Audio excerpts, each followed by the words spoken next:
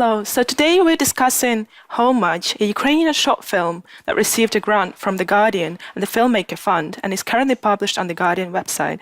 We have in our studio today Alina Kovalenko, the film director behind the film. Hello, Alisa. Hello. So can you please tell me, how did you feel when you found out that The Guardian and the Filmmaker Fund chose a team for the grant? Well, I did not expect that at all. I thought that my story was too small and too local, so I was pleasantly surprised when we received the main prize from The Guardian. After that, we spoke with Charlie, who represents The Guardian in Ukraine, and he said that girls like Alina can be found in London or in the suburbs of Paris, which makes this story so universal.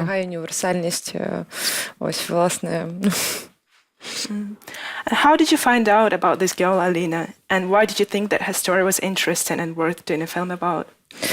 I came to look at the training session of the only women's football team in Kyiv, which is called Atex. I have a personal connection, as my cousin used to play football 20 years ago, so I've been fascinated by women's football for a long time. So I was visiting their training session and their coach came up to me and said, "Look at that girl, she's a hero." She told me about Alina's life and her difficult childhood, that she's from an orphanage. I knew straight away that it was the story for a documentary. I had no doubt that if I started making it, it would become the real deal. I planned it as a full-length film though, but we prepared a short version for The Guardian. It's a great start if you have the support. So this football team that you just mentioned that Alina plays for is called Atex Kyiv. In the film it says that its players, they don't get paid for games at all. So is that true? They don't have salaries at all? Yes, from time to time. Their coach, Alina, has been working with the team for a long time. Actually, she founded it and helps the girls a lot. But it's difficult to pay salaries without sponsors. They're in constant search for sponsors. It's very hard. We know that in men's football, they pay the players millions, but women's football isn't supported much, even by the state. That's why it's a sad story. And I hope that this documentary, both long and short versions, will help find sponsors for the team. It's very hard for the girls because when they break their legs, get injuries, they have to pay for the treatment, or Coach Alla fundraises to help them somehow, as the operations are often expensive. Girls are forced to take jobs on the side to be able to play football, like peeling vegetables and selling flowers. And when did you start making this film, and how long did it take from the very beginning until it was actually released?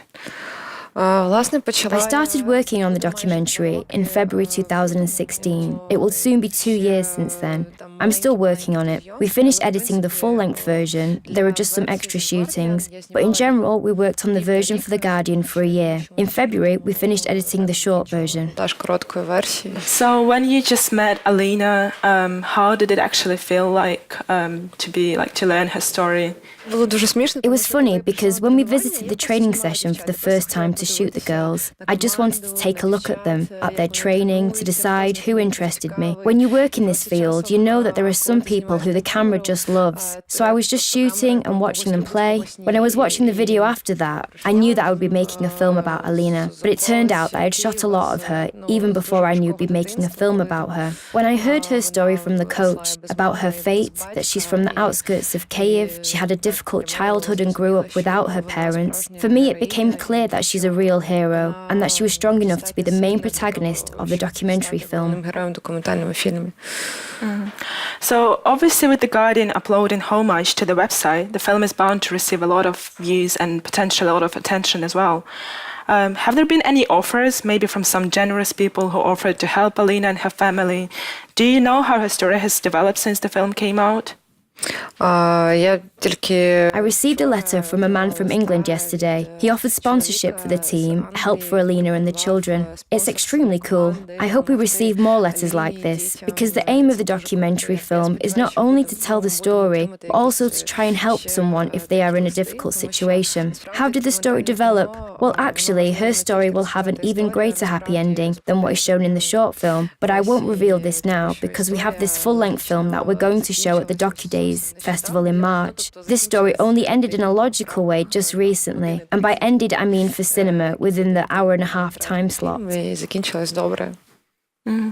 So the full film is going to be released in March, right? At the В Docudays Україні Festival. так. In Ukraine, yes, I really hope so, because this is the best and only documentary film festival. And because they backed The Guardian's project, The Guardian goes to Ukraine, so it would be logical to hold its premiere at that festival specifically. На цьому фестивалі.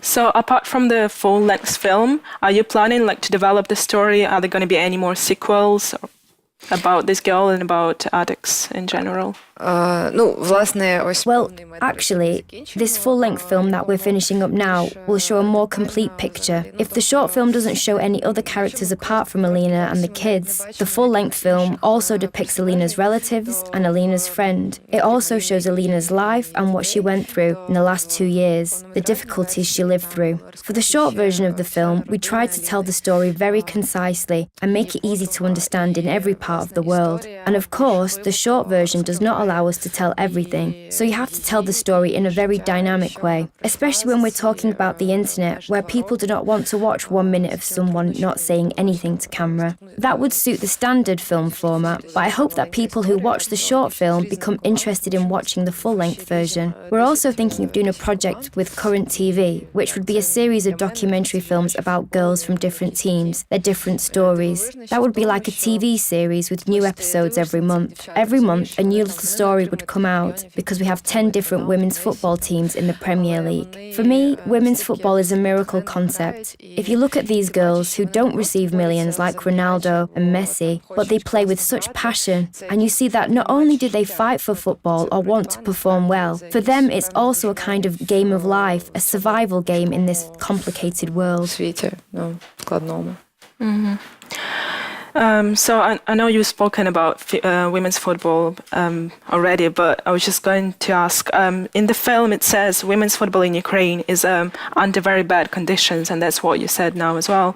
And there are only around 200 professional female players in Ukraine, and that most of them, they quit their career before they reach 20 because it's so poorly paid. Do you see this situation changing for better or for worse in Ukraine specifically?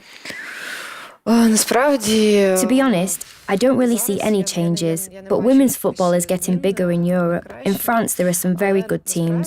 They have the Lyon team, for example, which is a very famous men's football team, but they also have Lyon women's football. We also need to integrate women's football, women's sports, and bring it up to the same level as men's.